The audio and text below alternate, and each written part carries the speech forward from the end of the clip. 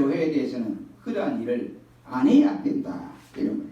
가난한 것은 죄가 아니라고 생각합니다. 그리고 자랑스러운 것도 아닙니다. 떳떳한 가난이 있고 잘못스러운 가난이 있습니다. 가난 때문에 기죽어 살 필요도 없고 가난을 내세워서 오기를 부릴 필요도 없다는 말입니다. 오늘 본문의 초대교회의 이 부재 문제 때문에 일어난 이 사건은 불평과 문제를 해결하기 위해서 사도들이 이제 안 되겠구나.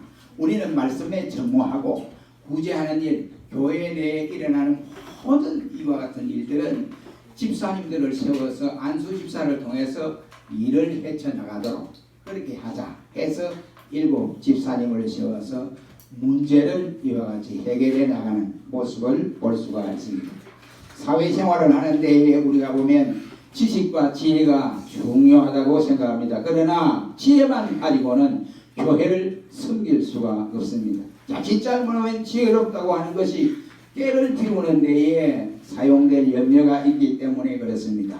세상의 지혜만 가지고 있는 사람은 짱깨를 부리고 문제를 만들 가능성이 있지만 성령의 지혜를 가진 사람은 문제를 해결하고 맡은 일에 최선을 감당할 수 있게 되어집니다.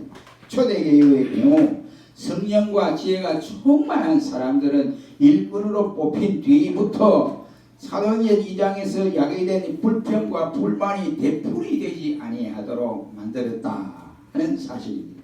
그것은 그들이 교회 안의 문제들을 지혜롭게 처리하고 수습했기 때문이라고 생각합니다.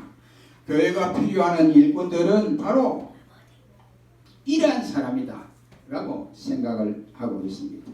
풍지풍파를 일으킨다든지 잔잔한 호수에 돌을 던지는 것처럼 바로 이러한 문제를 일으키는 사람은 하나님의 교회의 일꾼의 자격이 없다고 생각을 합니다.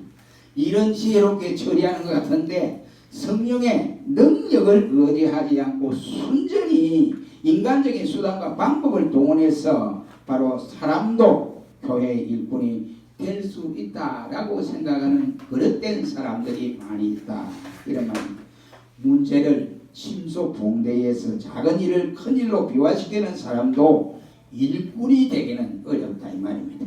자기 할 일을 스스로 책임지는 사람, 성령의 지혜로 문제를 해결하려는 사람이 일꾼이 되어야 됩니다. 그런 사람이 진정한 교회 일꾼입니다. 이런 사람은 어떤 사람이냐 한마디로 말하면 성령과 지혜가 충만한 일꾼이다 라고 할 수 있습니다.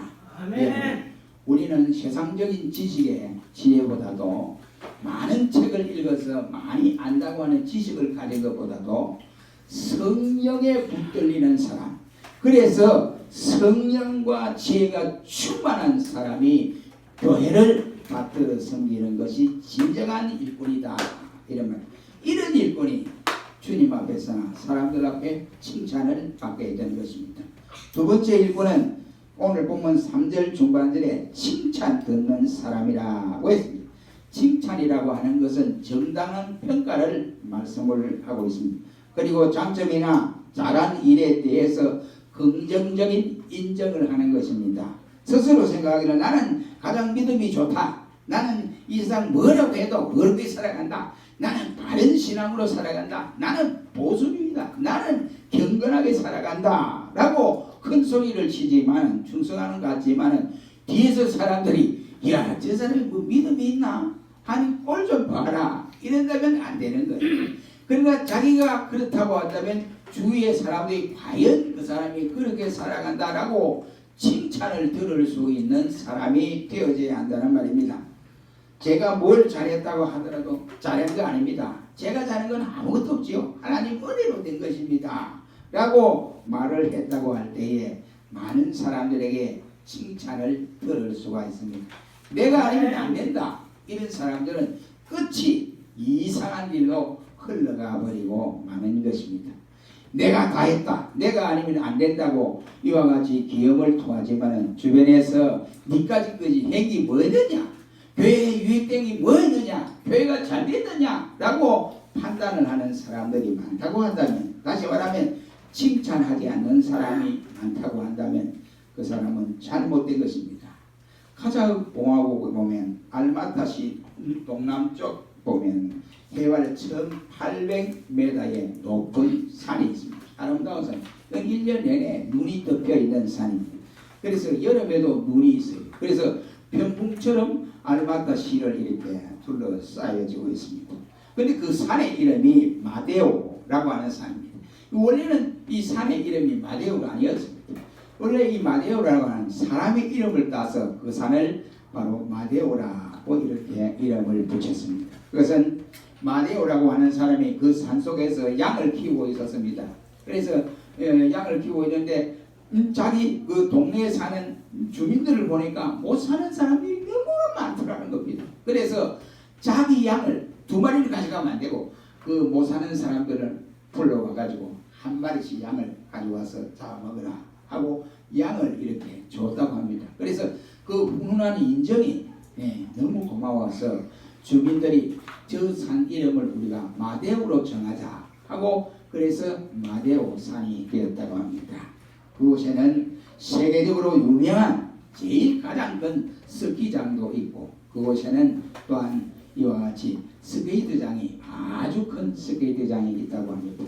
이 마데오 산에 이름이 붙여진 것처럼 마데오라는 사람이 이렇게 훈훈한 정을 주민들을 통해서 행함으로써 붙여진 이름이다.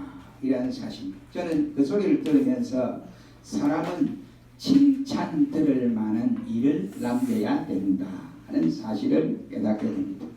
미국의 경제 잡지인 포춘지라고 하는 경제 잡지가 있습니다. 이것은 세계적으로 부자들만 그의 이름을 높이는데 제일 가장 큰 부자가 빌 게이츠를 지고 있습니다. 그리고 브루나이 국왕과 술탄 하지 하사날이라는 사람, 그리고 우리나라에도 제29등으로 들어있는 우리 삼성가 이름이 올려져 있습니다.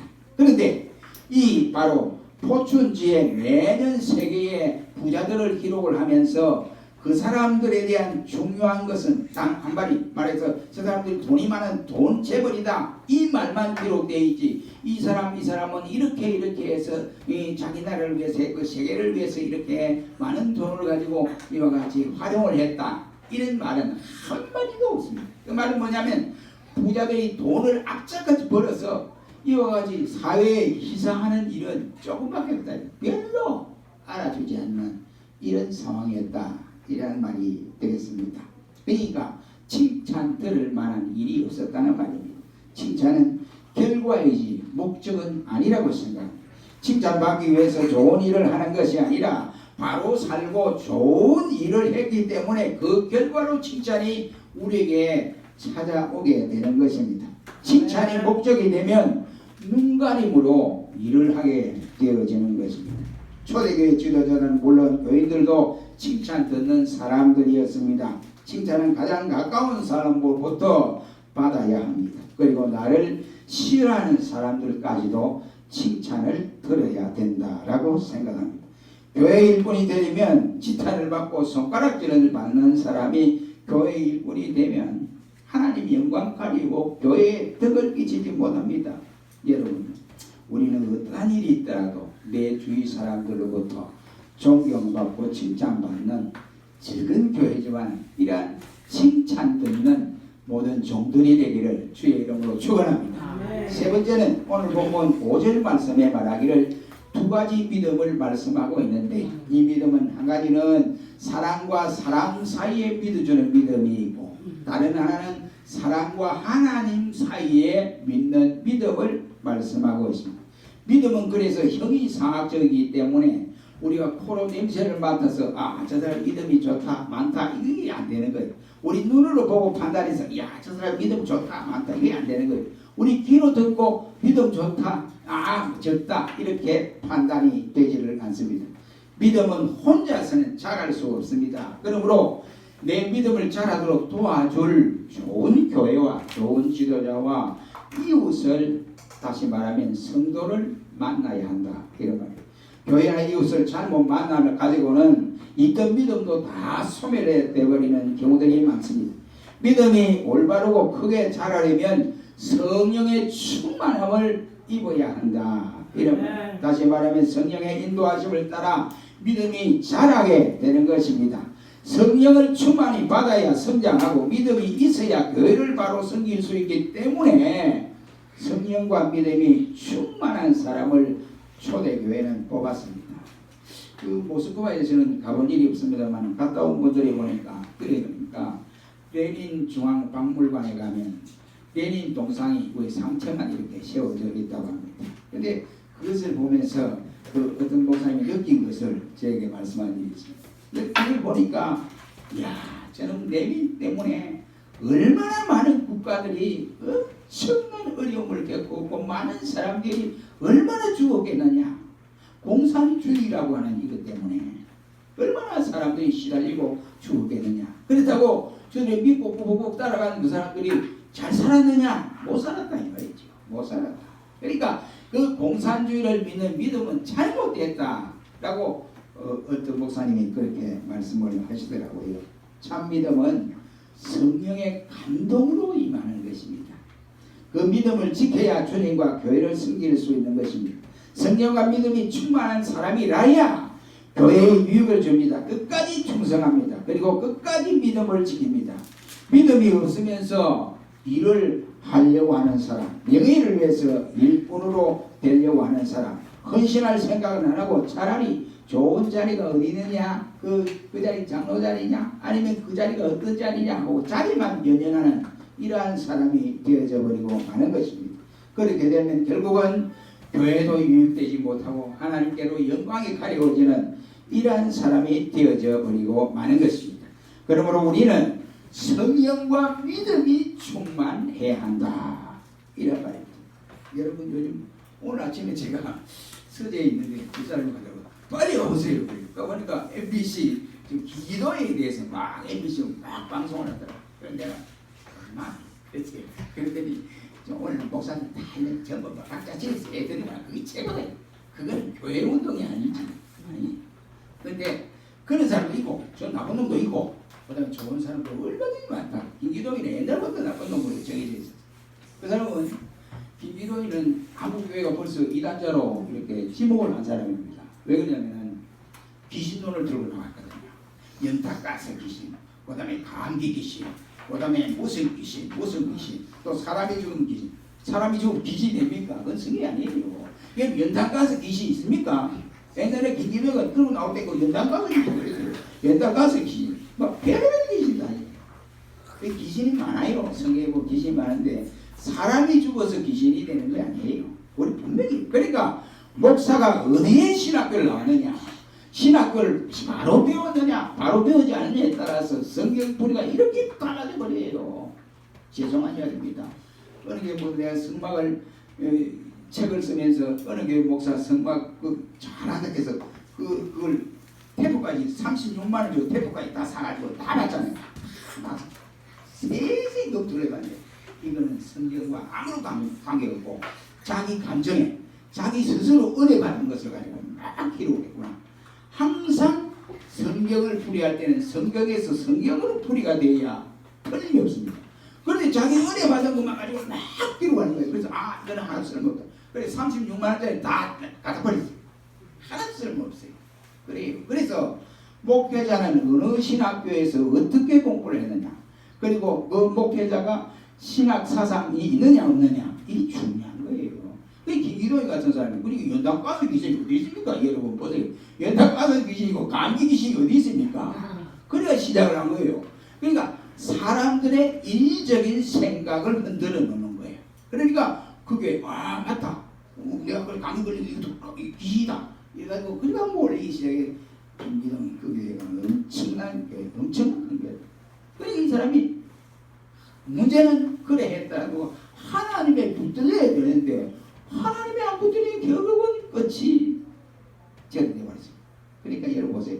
저런 사람들 때문에 한국교회 문이 자꾸 닫혀요. 전도 문이 닫힌다고. 그러나 하나님은 바르게 행하는 목회자들이 많기 때문에 그래도 하나님이 사용하신다. 그랬습니다. 그래서 문제는 어떻게 했느냐?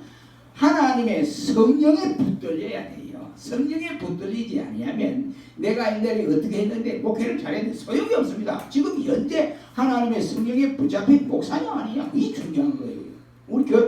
바로 교회 일꾼도 똑같은 말입니다. 하나님의 성령에 붙들리는 사람이 될 때 온전한 일을 감당할 수 있다. 성령과 지혜, 성령과 믿음이 충만한 사람, 주위로부터 많은 칭찬을 듣게 되어 있습니다. 교회에 유익을 줄 수 있습니다. 모든 성도들에게 유익하게 할 수 있습니다. 어떤 일을 맡아도 그런 사람은 충성하는 사람, 주님을 위해서 목숨이라도 내놓을 수 있는 사람이 됩니다. 이런 사람이라면 주님의 일꾼이다 라고 할 수 있습니다. 사랑하는 성도 여러분, 우리는 하나님의 일을 하는 종들입니다. 하나님의 교회를 섬겨나가는 종들입니다. 그러므로 우리 첫째 조건은 성령과 지혜가 충만해야 되고 성령의 사람이 되어야 되고, 세 번째는 다른 사람들로부터 칭찬 듣는 사람이 될 때에 진정한 일꾼입니다. 우리 모두 하나님 앞에서 좋은 일꾼이 되시기를 주의 이름으로 축원합니다. 기도하겠습니다. 전능하신